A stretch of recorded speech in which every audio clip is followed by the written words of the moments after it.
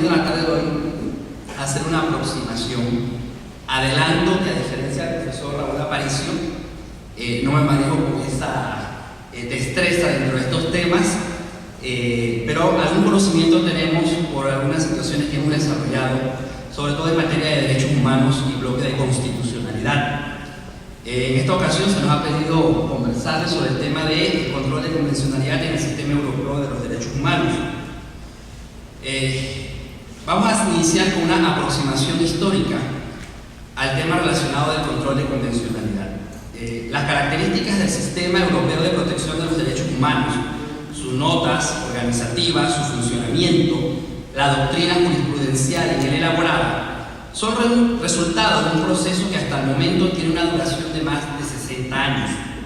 Por ello, muchos de los elementos definidores del sistema en su versión actual han ido surgiendo en el momento determinado de ese proceso, como innovaciones para enfrentarse con nuevos problemas o como reforma de situaciones anteriores. ¿Por qué planteamos esto? Tenemos que tener claro que al hablar de un sistema europeo de derechos humanos, nos enfocamos en la realidad histórica y geográfica de Europa.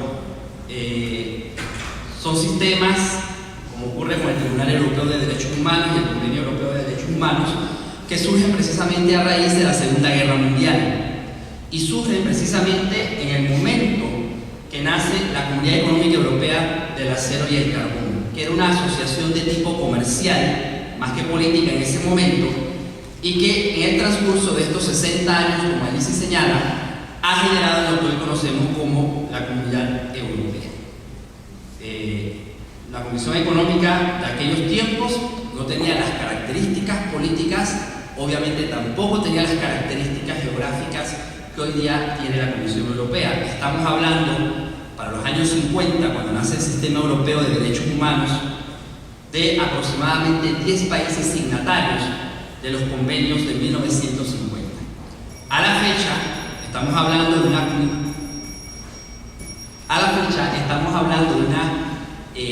comunidad europea de más de 20 naciones asociadas.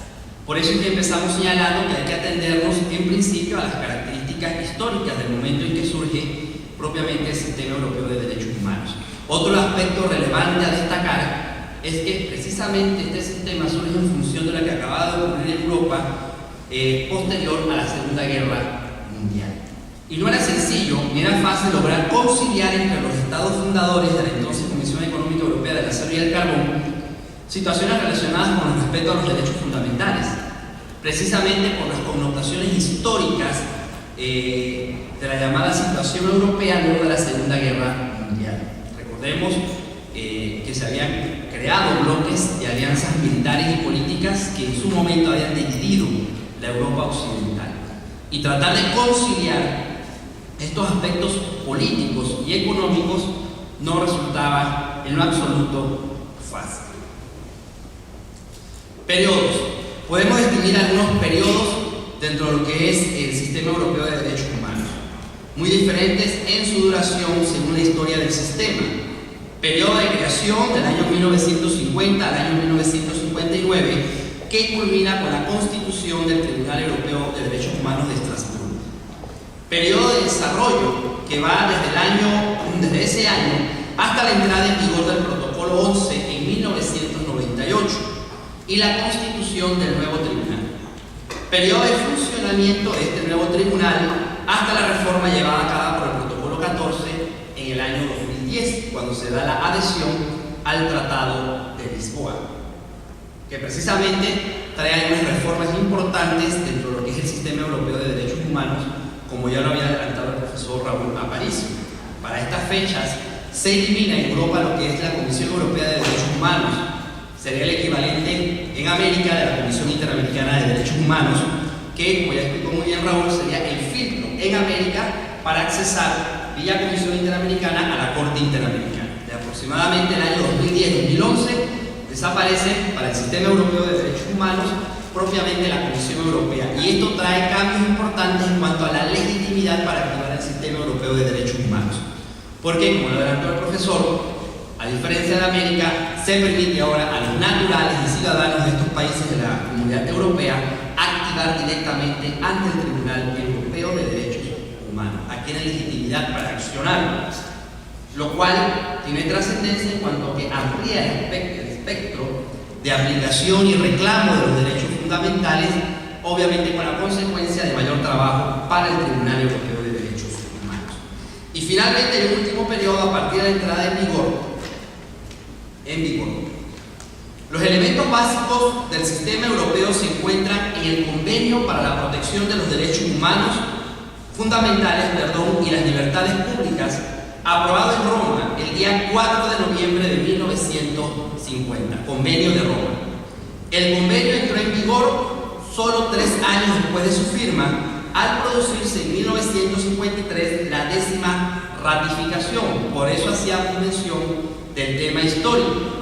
Tenemos que ver el Convenio de Roma de 1950 en función de los estados fundacionales de la entonces Comisión Económica Europea del Acero y el Carbón, que eran 10 estados signatarios, ¿no? Para ir entendiendo un poco la evolución del sistema a través de la manera en que se iba ampliando la propia Comisión Europea. El Tribunal Europeo de Derechos Humanos, órgano central del sistema, no se constituyó hasta el año 1959, dictando su primera sentencia al año siguiente, 14 de noviembre de 1960. Carácter vinculante de las resoluciones del Tribunal Europeo de Derechos Humanos. Una característica esencial de la función jurisdiccional en todos los ámbitos es el carácter definitivo de los pronunciamientos finales de los órganos que la ejercen. Pronunciamientos que una vez firmes tienen fuerza vinculante y no pueden ser revocados ni alterados por ninguna otra instancia. Esta fuerza vinculante que predica las sentencias del tribunal. El artículo 46 del convenio establece que los estados firmantes se comprometen a acatar las sentencias del Tribunal Europeo.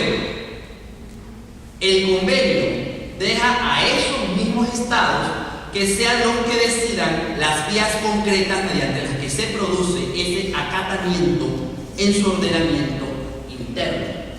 Es decir, ya vamos viendo que son sentencias declarativas. El Tribunal Europeo no es un tribunal de casación o de revisión. Las sentencias del tribunal tienen, por lo tanto, un efecto declarativo. Pero entonces, ¿de dónde nace la fuerza vinculante de la sentencia del Tribunal Europeo de Derechos Humanos? No se puede quedar únicamente en el tema declarativo. El tribunal declara que ha habido una violación del convenio de Roma, y corresponde a los estados, bajo la supervisión del Comité de Ministros del Consejo de Europa, según el artículo 46.2 del convenio, trasladar a su ordenamiento jurídico esa decisión, adoptando las necesarias medidas, tanto medidas individuales dirigidas a reparar la lesión producida en el caso concreto y apreciada por el tribunal, como medidas de carácter general dirigidas a la evitación pro futuro de esas violaciones. En muchos países firmantes del convenio, aunque no en todos, se han aprobado normas para regular específicamente la ejecución de las sentencias del Tribunal Europeo, previendo en muchos casos la reapertura de los procedimientos judiciales, sobre todo en el orden penal. Entonces, en conclusión, las sentencias del Tribunal Europeo de Derechos Humanos en términos generales son declarativas. En segundo lugar, la fuerza vinculante precisamente va a resultar del propio acatamiento del orden interno de cada Estado a las decisiones de la Corte Europea. El carácter declarativo de las sentencias del tribunal presenta algunas excepciones y vamos viendo cómo viene la fuerza vinculante de estas decisiones. El tribunal puede, en el supuesto de que no sea posible una reparación completa de la violación por el ordenamiento interno del país responsable, acordar una satisfacción equitativa. Lo permite el artículo 41 del Convenio de Roma, usualmente consistente en una compensación económica. El tribunal ha establecido diversas categorías de esas compensaciones, de acuerdo con diversos criterios. Se establece así eventualmente una satisfacción equitativa por daños materiales, por daños morales y en su caso por el coste de de la asistencia jurídica. En la práctica y a lo largo de la evolución de la jurisprudencia del tribunal, el efecto declarativo de sus sentencias se ha visto interpretado en forma cambiante y extensiva de la competencia del tribunal. El tribunal, ha ido introduciendo innovaciones en esa interpretación sobre el carácter declarativo, desde la perspectiva de la prestación de una tutela efectiva de los derechos reconocidos en la Convención, ¿no? O sea, tiene que tener fuerza vinculante la sentencia del tribunal, no puede quedarse únicamente en el carácter declarativo, porque parecer entonces que nos acogemos únicamente al estado moral de cada nación de acotar o no esta fuerza.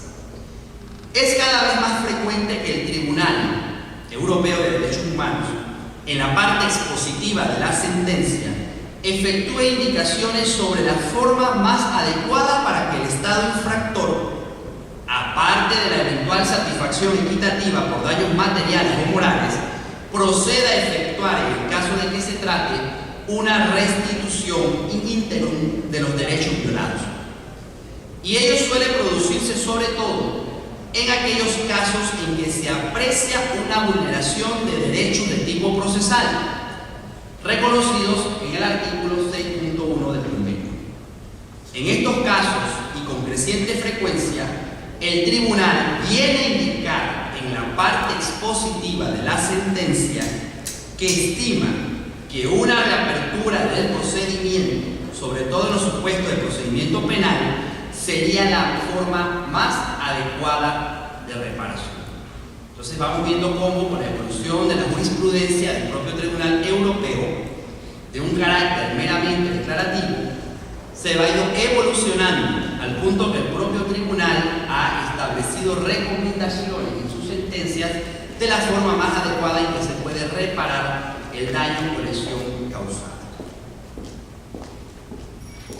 Y este tema de reparación, en el caso que nos ocupa, fue el ejemplo de una reparación procesal y la recomendación de la reapertura de un caso, si ese fuese que fue sometido a conocimiento del tribunal en su momento, incluso se ha hecho extensiva a temas de carácter patrimonial.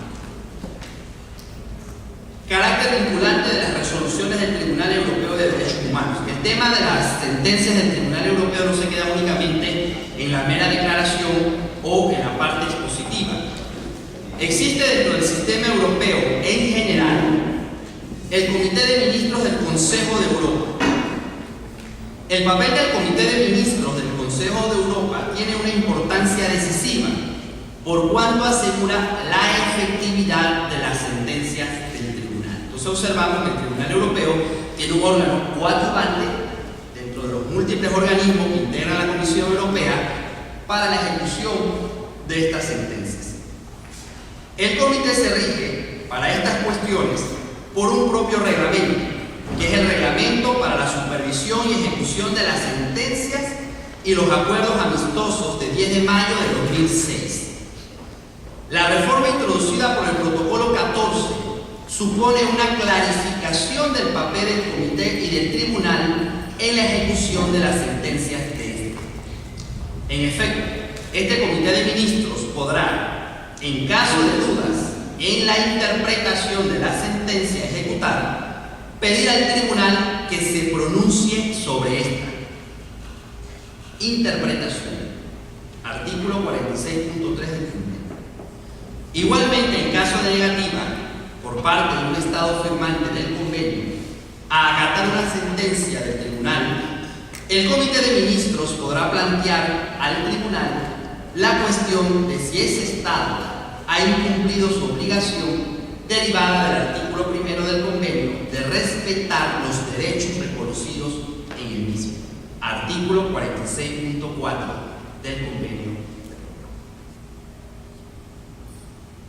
Hasta este punto hemos identificado entonces algunos órganos de decisión dentro del sistema europeo de derechos humanos. La Carta que lo rige, el Convenio de Roma de 1950, un Tribunal Europeo de Derechos Humanos y un órgano auxiliar consultivo dentro del sistema de la Comunidad Europea denominado Comité de Ministros del Consejo de Europa, que coadyuva en la ejecución y en el carácter vinculante de las sentencias del Tribunal Europeo de de derechos humanos, lo que nos permite concluir entonces que no son meramente declarativas y que tienen un nivel de fuerza vinculante. Antes de pasar al tema sobre el control de la convencionalidad dentro del Tribunal Europeo y el sistema europeo, aunque ya el licenciado Raúl habló sobre este tema, es sobre el tema de control de convencionalidad en el sistema interamericano de derechos humanos, para entonces establecer un estándar mínimo de comparación con ese mismo control en el sistema europeo de derechos humanos. Y básicamente es lo que ya nos adelantó Raúl perfectamente, ¿no? ¿Qué es el sistema de convencionalidad en el sistema interamericano y la génesis de dicho sistema a través de la sentencia Almonacid, Arellano y otros contra el gobierno de Chile del 26 de septiembre de 2006? Posibilidades de control de convencionalidad en el sistema europeo de derechos humanos. En el origen de las comunidades europeas, los derechos fundamentales seguían siendo una cuestión de ámbito nacional. Con el paso del tiempo, la evolución de la comunidad, hoy Unión Europea, ha conducido a una incorporación de los derechos fundamentales al ámbito comunitario. Por eso hacíamos el primer referente histórico de que entendiéramos la situación económica, geográfica y política de la entonces Comunidad Europea versus el actual panorama que tenemos. Estamos hablando de un Tribunal Europeo de Derechos Humanos en su etapa primigenia, al cual se encontraban reconocidos por el convenio aproximadamente 10 y luego 12 países de la comunidad original, que resolvía temas muy puntuales referentes a las consultas en materia de derechos humanos, que no era lo mismo sobre el reconocimiento precisamente a nivel comunitario de la vinculación de esos derechos fundamentales, es decir, cómo aplicar en su momento, como lo explicó muy bien Raúl, esos fallos o esas decisiones a nivel de derecho interno comunitario, que en principio no se planteaba de manera muy fácil o sencilla precisamente por la estructura política de la comunidad europea. Recordemos que estamos ante una asociación libre de estados soberanos, independientes, pero que tienen una finalidad de asociación política. Es un poco diferente a lo que nos ocurre en América con el sistema interamericano, ¿no? Donde los estados propiamente no han cedido soberanía a un organismo común que los reúna, porque esa no es la finalidad de la Organización de Estados Americanos. Sin embargo, en el ámbito de la Comunidad Europea, los estados, a través de los distintos tratados constitutivos, han cedido propiamente a la Comunidad Europea algunos elementos propios de la soberanía de esos estados. Entonces, era un tema un poco más complicado el reconocimiento a nivel de cada estado de un mecanismo de convencionalidad, y si este mecanismo de convencionalidad se aplicaba a todo el derecho en general, únicamente al derecho comunitario o solamente al derecho propio de ese estado. Puede señalarse como antecedente en la protección pretoriana de los derechos fundamentales en el ámbito comunitario el caso Stauder 1969, en el que el tribunal señaló que los derechos fundamentales de las personas están comprendidos dentro de los principios del derecho comunitario, cuyo respeto garantiza el tribunal. Hay una primera aproximación. Y el caso Knoll, sentencia de 1974, en que el Tribunal de Justicia resaltó la protección de los derechos fundamentales en el ordenamiento comunitario según el estándar de los instrumentos internacionales en que participan los Estados miembros, sobre todo a partir de los estándares del Convenio Europeo de Derechos Humanos. Posibilidades de control. El reconocimiento de derechos fundamentales. Este itinerario de reconocimiento de los derechos fundamentales básicamente ha ido de la mano de la jurisprudencia del Tribunal de Luxemburgo hasta llegar a la Carta de los Derechos Fundamentales de la Unión Europea, proclamada en Niza en el año 2000 e incorporada como derecho aplicable del mismo rango que los tratados constitutivos por medio del Tratado de Lisboa. En este sentido, el artículo 6 del Tratado de la Unión Europea, tras el Tratado de Lisboa, señala al respecto lo siguiente: hago un alto.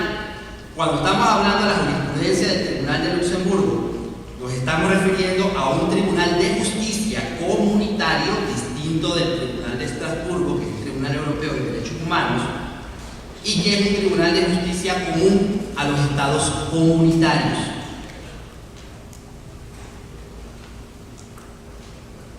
El artículo 6 del Tratado de la Unión Europea, tras el Tratado de Lisboa, señala lo siguiente: la Unión reconoce los derechos, libertades y principios enunciados en la Carta de los Derechos Fundamentales de la Unión Europea de 7 de diciembre del año 2000, tal como fue adaptada el 12 de diciembre de 2007 en Estrasburgo, la cual tendrá el mismo valor jurídico que los tratados. Primero, entonces, reconocimiento a la Carta de los Derechos Fundamentales de la Unión Europea reciente del año 2000 al mismo valor jurídico de los tratados constitutivos de la Comunidad Europea. Las disposiciones de la Carta no ampliarán en modo alguno las competencias de la Unión tal como se tienen en los tratados. La Unión se adherirá al Convenio Europeo para la Protección de los Derechos Humanos y de las Libertades Fundamentales. Esta adhesión no modificará las competencias de la Unión que se definen en los tratados. Los derechos fundamentales que garantiza el Convenio Europeo para la Protección de los Derechos Humanos y de las Libertades Fundamentales, y los que son fruto de las tradiciones constitucionales comunes a los Estados, formarán parte del derecho de la Unión como principios generales. Si ustedes observan, un elemento en común de estas cláusulas es la permanencia del respeto a las competencias de la Unión definidas en los tratados por la composición política que hay en la Unión Europea.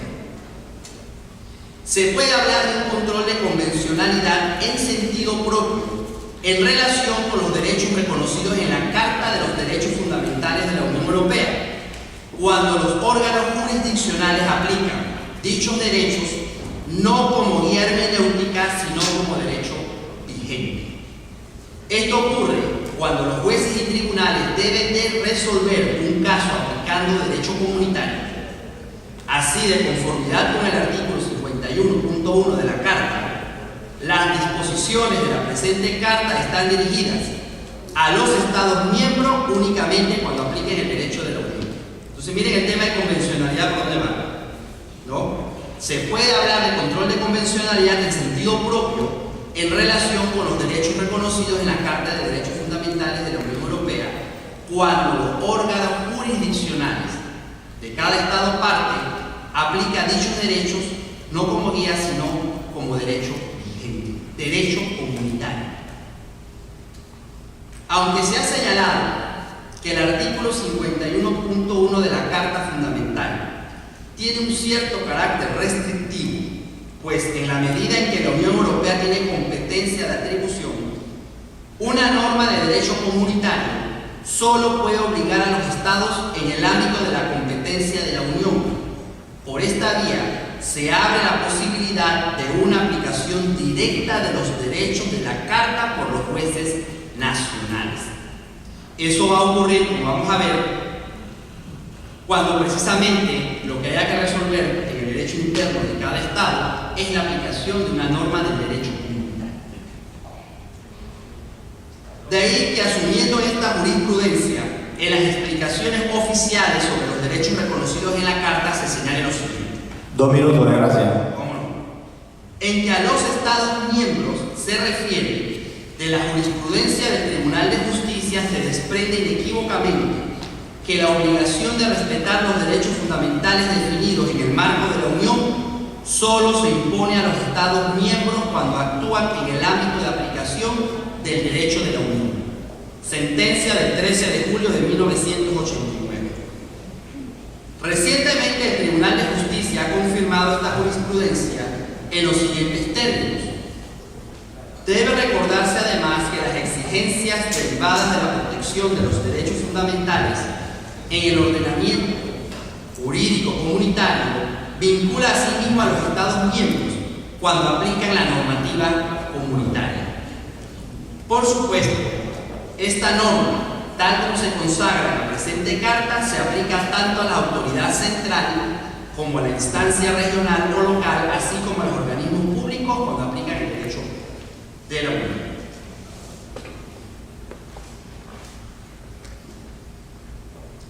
En conclusión, debe señalarse que cuando un juez nacional de los Estados partes debe aplicar en un procedimiento judicial una norma que implica estar en un supuesto de aplicación del derecho de la Unión, se encuentra vinculado por los derechos de la Carta, pudiera inaplicar la norma nacional en caso de contradicción con los derechos fundamentales, y disponiendo asimismo de la posibilidad u obligación, según el caso, de plantear una cuestión prejudicial al Tribunal de Justicia de la Unión Europea, que es el Tribunal de Luxemburgo, si necesita de una interpretación autorizada de los derechos a efecto de controlar la norma nacional.